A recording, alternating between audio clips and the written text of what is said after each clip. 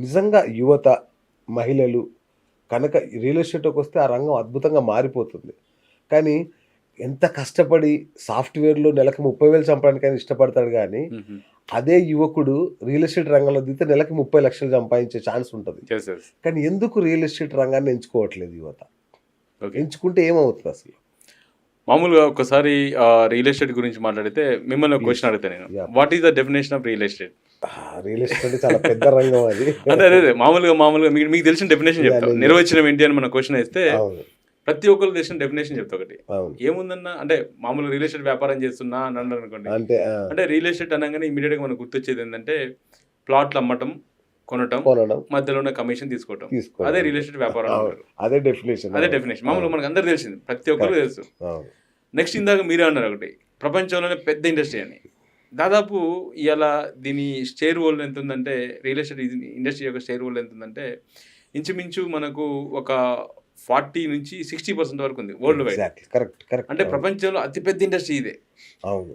So కాబట్టి ఈ ఇండస్ట్రీలో మనకు మీరు అనార్గనైజ్డ్ ఉండటం వల్ల చాలామందికి దీన్ని ఇండస్ట్రీలో పెద్దగా చేయరు. చాలామంది యువత రారు. సో అవును. అందుకోసమే మా కంపెనీలో మేము ఒకటి చెప్తాం.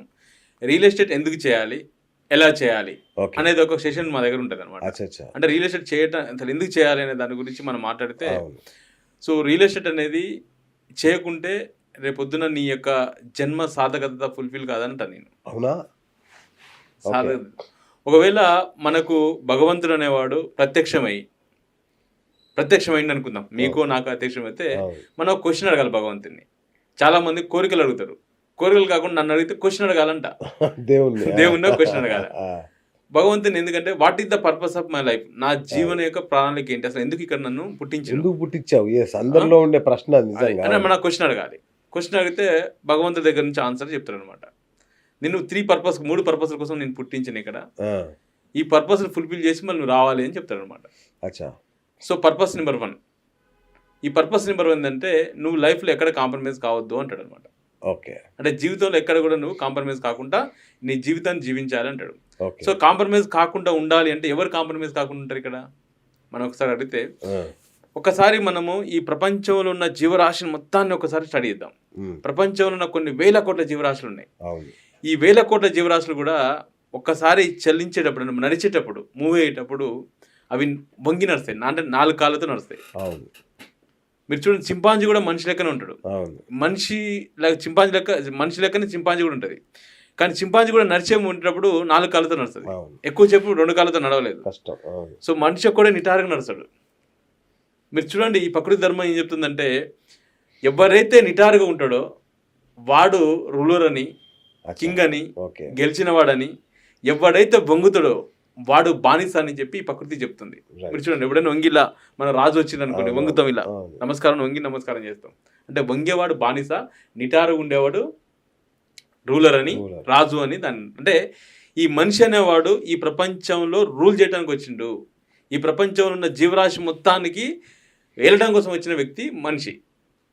మీరు చూస్తే మన ధర్మంలో కూడా చూస్తే ఎన్నో మంచి కార్యాలు చేస్తే కానీ మనిషి జన్మ రాదు అంటారు. అవును. అవును. మనిషి జన్మ అనేది అత్యంత అమూల్యమైన జన్మ. ఈ జన్మ యొక్క సార్థకత ఏంటి అంటే మనిషి ఎక్కడ కూడా తన జీవితంలో కాంప్రమైజ్ కాకుండా జీవించాలి. మొదటిది. ఇది పర్పస్ నెంబర్ 1. రైట్. సో ఇక్కడ అంటే ఎంతమంది ఈరోజు ప్రపంచంలో లైఫ్లో కాంప్రమైజ్ కాకుండా ఎంతమంది ఉంటారు? చాలా కష్టం. సో ఇది ఒక విషయం చెప్తాను నేను. ఇదే మనం కొడిగించి చెప్తే ఈ ప్రపంచంలో ఉన్న జీవరాశులన్నీ మనం గమనిస్తే ఫర్ ఎగ్జాంపుల్ మనము కొన్ని జంతువులు మనం తీసుకుందాం, మనిషి జీవితాన్ని కూడా తీసుకుందాం. అంటే అతను కాంప్రమైజ్ అయ్యేటట్టు ఏ విధంగా జీవిస్తున్నాను కానీ మనం తెలుసుకోవడం కోసం ఒక కుక్కను కానీ పందిని కానీ మనిషిని 3 జీవులు తీసుకుందాం. హ్మ్. కుక్క, పంది, మనిషి ఈ 3 కూడా ఈ ప్రపంచానికి వస్తాయి. ప్రపంచానికి వచ్చి దాని బతుకు పోరాడుతాయి. సాయంత్రం కల్లా కొంత ఫుడ్ సంపాదించుకుంటాయి, ఫుడ్ తింటాయి, పడుకుంటాయి. తన జనరేషన్స్కి 2-3 కంటాయి, అవును. చచ్చిపోతాయి. చూడు 3 సేమ్ ఉంటాయి. వీటిని ఒకసారి చూస్తే కుక్కర్ని చూస్తే 12 సంవత్సరాలు అవుతుంది, పంది కూడా 12 సంవత్సరాలు అవుతుంది, మనిషి 100 సంవత్సరాలు అవుతాడు.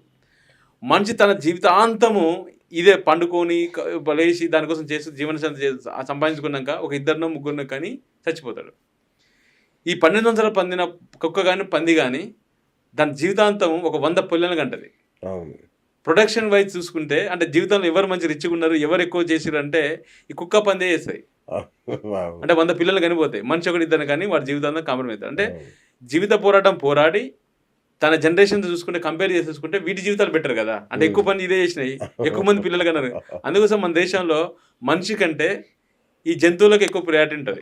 అవును, ఆ అవతారం ఈ అవతారం ఉంటాం. మనిషిని నీ కులం తక్కువ, నా మతం ఎక్కువ అని చెప్పి మనం మాట్లాడుకుంటాం. అవును, అంటే మనిషి ఎప్పుడైతే తన యొక్క జీవిత సాధకత తెలుసుకొని అసలు ఈ ప్రపంచానికి నువ్వు ఎందుకు వచ్చినావు అని చెప్పి ఆయన తెలుసుకొని ఆ విధంగా చేస్తే అతన్నే కారణం జన్మలు అంటారు, అతనికి రెస్పెక్ట్ ఉంటుంది. అలా కాకుండా సాధారణంగా నేను బతకగలిగితే, సాధారణంగా బతికితే వాటికి వీటికి పెద్ద డిఫరెన్స్ పెద్ద తేడా లేదు. అవును.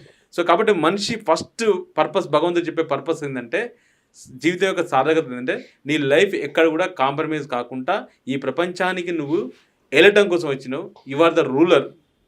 సో కాబట్టి నువ్వు రూల్ చేయాలని చెప్పేసి ఫస్ట్ పర్పస్ చెప్తారనమాట. రైట్. సెకండ్ పర్పస్ వచ్చేసి ఈ ప్రపంచాన్ని నేను చాలా అంటే చాలా అందంగా సృష్టించిన నేను ఈ ప్రపంచాన్ని తిరిగి ఆస్వాదించమని చెప్తాడు. ఈ ప్రపంచం అందంగా ఉందా లేదని తెలియడం కోసము ఏమీ లేదు, సింపుల్ ఒకటి చేయాలి. మీరైనా నేనైనా మన ఇంటి పైకి వెళ్ళిపోయి ఒక మ్యాట్ వేసుకోవటమో లేదా మంచం వేసుకొని ఒక్కసారి ప్రపంచంలో ఆకాశాన్ని ఒక 10 నిమిషాలు మనం చూస్తే అప్పుడు అందంగా అనిపిస్తుంది. అంటే ప్రపంచం చాలా అద్భుతంగా ఉంటుంది. ఈ ప్రపంచాన్ని తిరిగి ఆస్వాదించి ఆనందంగా దాన్ని ఆస్వాదించాలి. ఇది నెంబర్ 2. ఓకే, ఈ పర్పస్ నెంబర్ 2. నెంబర్ 3 వచ్చేసి నువ్వు రూలర్, నువ్వు రూల్ చేయడం కోసం వచ్చినావు. You are the king. కాబట్టి మనకు ఒక చరిత్ర ఉండాలి. పలానా ఎక్స్ అనే పర్సన్ ఈ విధంగా జీవించిన జీవనం ఈ విధంగా ఉండాలి అనే దానికోసం మనం జీవించాలి. తర్వాత మన కోసం మాట్లాడాలి. మనం ఉన్నా లేకుండా మనం చేసిన పనులు మన చరిత్ర రాయాలి. అందుకోసం రాజులకి చరిత్ర రాశారు. రాజులు పలానా రాజు 1400 ఈ సంవత్సరంలో ఉండేవాడు, ఈ విధంగా రాజు ఉండే, ఈ విధంగా ఉండే, అతను ఇట్లా చేసిన పాలసీస్. రాజులకు మాత్రం చరిత్ర ఉంటుంది, ఒక సామాన్యుడికి చరిత్ర ఉండదు. అంటే ఇక్కడ నువ్వేంటంటే ఈ ప్రపంచంలో ఉన్న 700 కోట్ల జనాభాలో రమేష్ సంపంగి అనేవాడు యూనిక్, బిఎస్ అనేవాళ్ళు యూనిక్, ఎవరైనా యూనిక్. ప్రపంచం నాలంటే ఎవడు ఉండడు ఇక.